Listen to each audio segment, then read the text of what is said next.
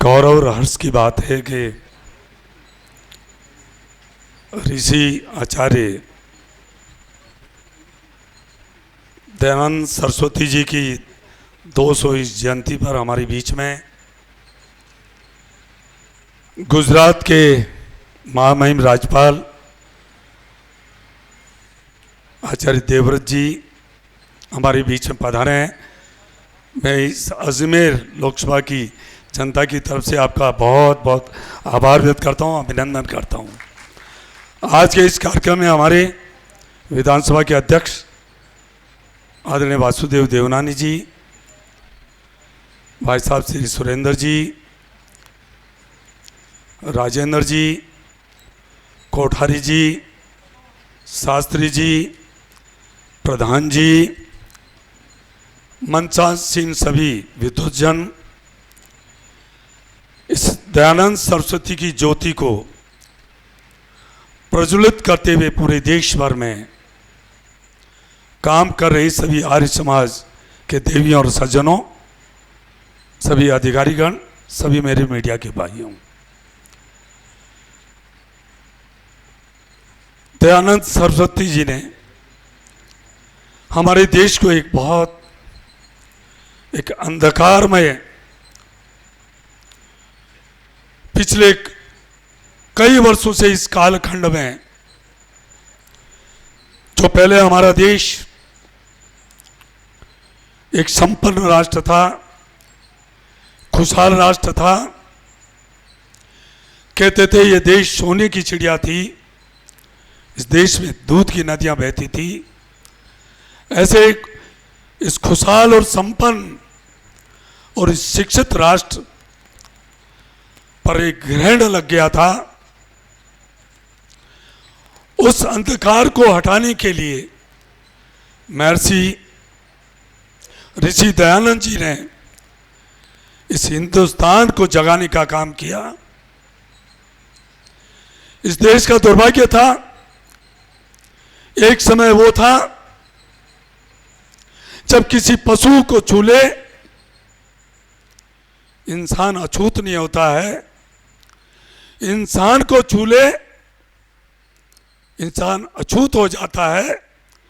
ये मानसिकता हमारे देशवासियों की हो गई और हमारा देश गुलामी की जंजीरों में जकड़ गया। परंतु महर्षि दयानंद सरस्वती जी ने इस देश को जगाया है, परंतु पूरी दुनिया में ये हमारी संस्कृति क्या है, हमारी यहाँ की विद्वता क्या है, उसको पूरे देश और दुनिया में बताया। और जो ये इस तरह की मानसिकता थी,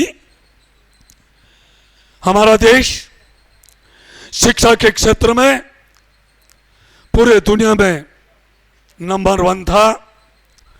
नालंदा तक्षशिला विश्वविद्यालय उसके साक्षात प्रमाण थे, परंतु दुर्भाग्य था कि हमारे देश में महिला शिक्षा का अभाव हो गया,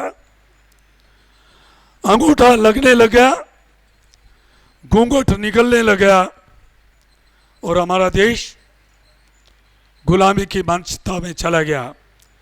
परंतु उस मानसिकता को निकालने का कोई काम किया तो हमारे महर्षि दयानंद सरस्वती जी ने, और शिक्षा, महिला शिक्षा के ऊपर उन्होंने विशेष तौर से जोर दिया और उसका परिणाम निकला कि हमारा देश उन्होंने नींव रख के चले गए और उसी का परिणाम था हमारा देश आज़ाद हुआ। मैं हमारे आज जो मुख्य अतिथि के रूप में आज राज्यपाल जी, ये हमारी अजमेर की धरती, ये ऋषियों की धरती है, ये महर्षियों की धरती है, ये वीरों की धरती है, ये राष्ट्रवादियों की धरती है। यहाँ महर्षि दयानंद सरस्वती जी ने अलग जगाया, चाहे गुजरात में जन्म लिया, परंतु कर्मस्थली उनकी विशेष तौर से अजमेर रही। यहाँ अंतिम हिंदू सम्राट पृथ्वीराज चौहान जी ने, जो आज हिंदुस्तान है उसे भी बड़े भूभाग पर यहीं से ही उन्होंने देश का संचालन किया। और मैं कह सकता हूँ कि हमारे जो गुजरात के महामहिम राज्यपाल जी, जिन्होंने जो प्राकृतिक खेती पर विशेष ध्यान दिया है, आज फिर मैं कह रहा हूँ कि कई तरह से हमारे देश में आज भी आक्रमण हो रहे हैं, बाहरी नहीं अंदरूनी भी कई तरह की समस्याओं से आज भी हमारा देश जूझ रहा है। हमारे देश के प्रधानमंत्री नरेंद्र भाई मोदी जी ने सबका साथ, सबका विकास, सबका विश्वास और सबके प्रयास के मूल मंत्र के आधार पर महर्षि दयानंद सरस्वती जी के विचारों को आगे बढ़ाने का जो काम कर रहे हैं, उसमें भी आज बहुत बड़ी संकट की स्थिति है। मैं जब राष्ट्रपति भवन गया और महामहिम राज्यपाल जी ने प्राकृतिक खेती के ऊपर जब इनका उद्बोधन मैंने सुना, मैं कह सकता हूँ उस दिन मेरे मन मस्तिष्क में इन्होंने जो कहा वास्तव में वो सच्चाई है। आज भी हमारे देश के अन्नदाता जो किसान भाई, जो इस देश के अन्नदाता जो किसान बड़े महान हैं, उनकी कोई कार्य की समय सीमा नहीं है, उनकी आयु की भी कोई समय सीमा नहीं है।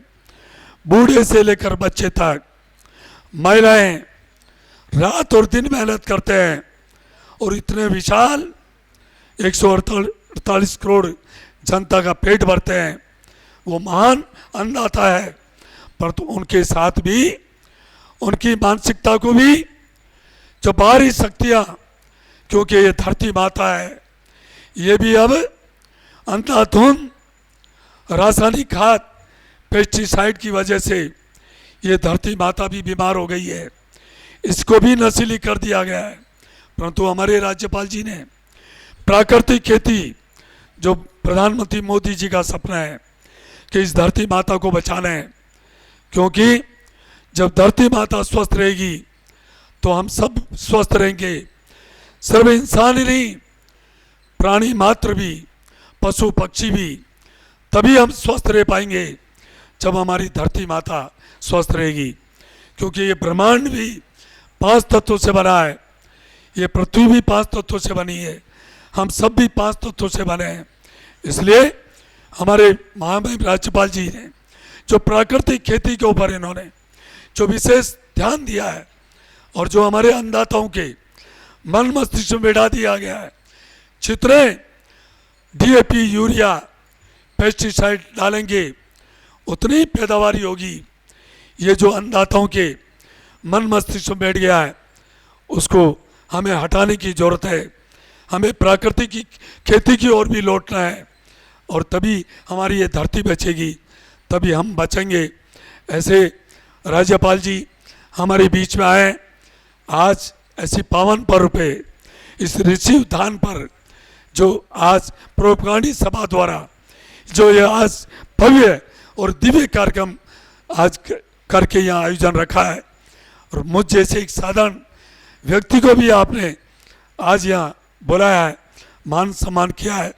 मैं आपका हृदय से आभार व्यक्त करता हूँ और मैं चाहता हूँ कि हमारे राज्यपाल महोदय हम सबको इस हमें उद्बोधन देकर हमें लाभान्वित करेंगे, क्यों हम तो एक सूक्ष्म बुद्धि के व्यक्ति हैं।